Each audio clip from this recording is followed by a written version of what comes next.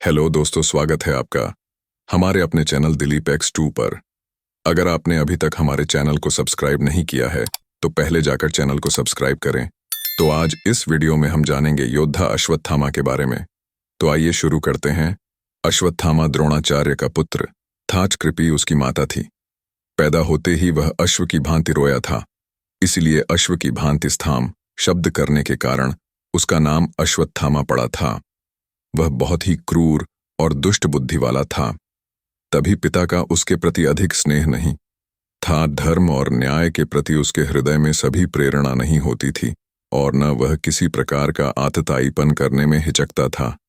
उसका बचपन बड़ी ही कठिनाइयों के बीता था।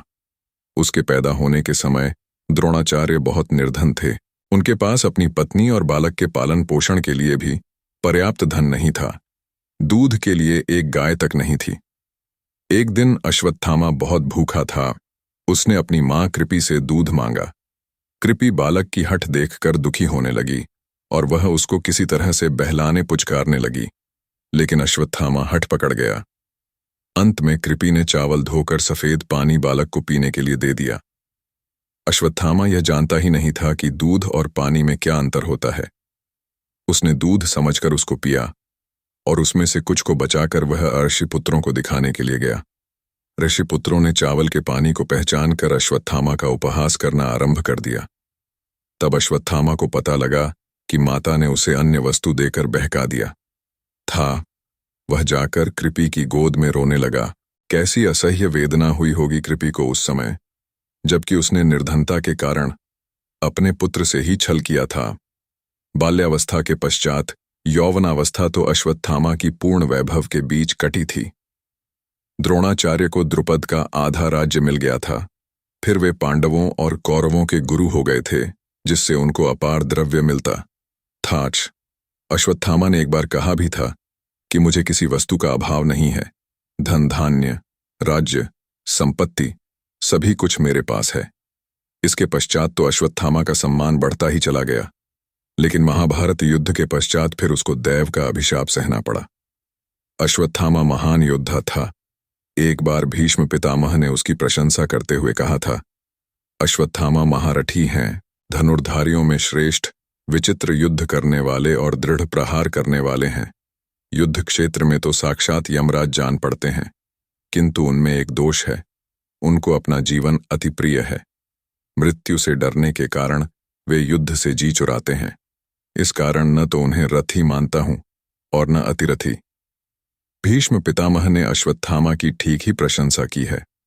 सचमुच वह इतना ही शूरवीर था, लेकिन मृत्यु से डरने वाला कहकर भीष्म ने उसके चरित्र पर धब्बा लगाया है, जबकि वह इतना डरपोक भी नहीं था जो मृत्यु से डरता हो।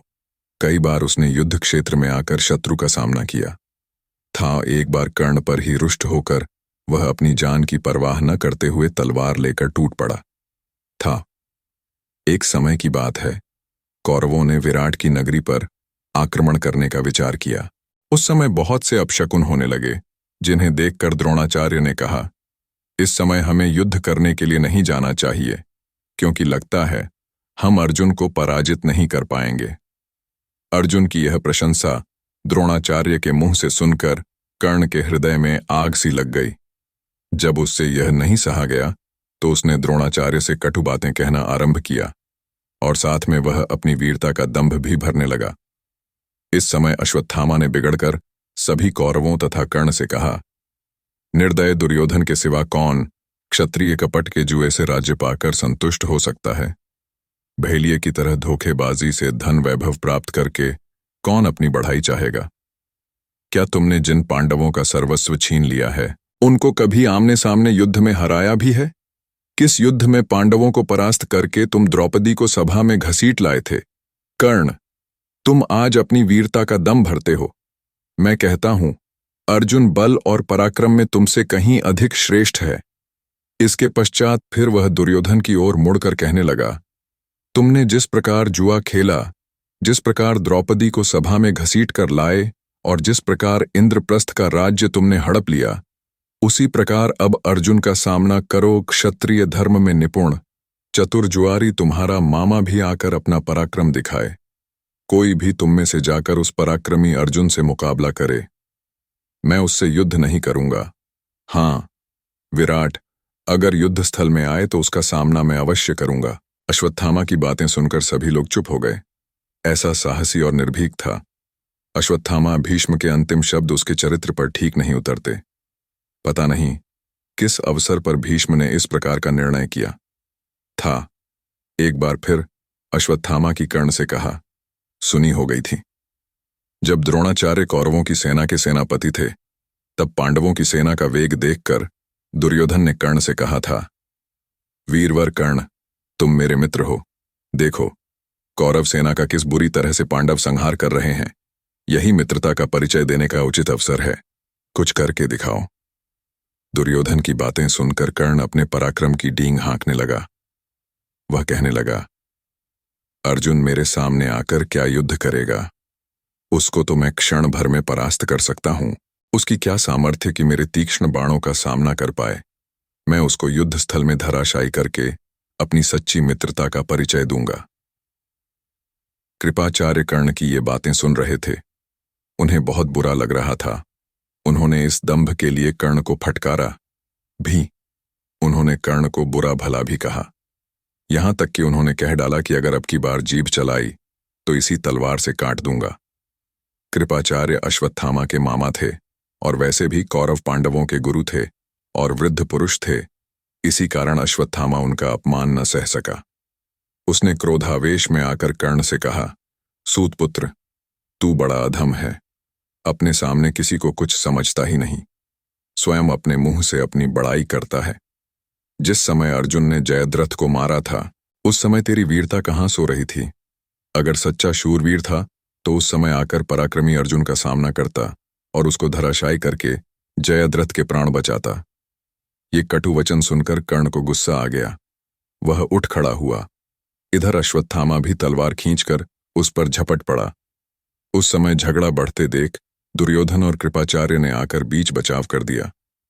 दुर्योधन ने दोनों को समझाया और कहा, शूरवीरो, तुम ही तो मेरी सारी शक्ति हो। फिर इस तरह आपस में लड़कर इस शक्ति को क्यों नष्ट करना चाहते हो?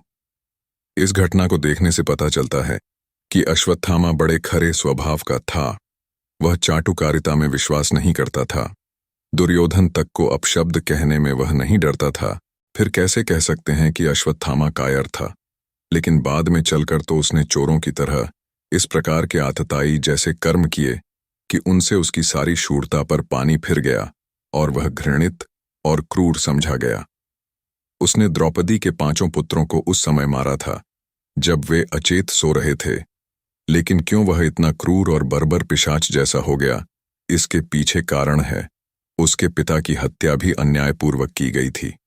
जब द्रोणाचार्य ने धर्मराज युधिष्ठिर से मुंह से यह सुन लिया कि अश्वत्थामा मारा गया, तो उन्होंने शस्त्र त्याग दिए और योग धारण करके अपने रथ पर बैठ गए। तभी धृष्टद्युम्न ने आकर उनका सिर काट डाला।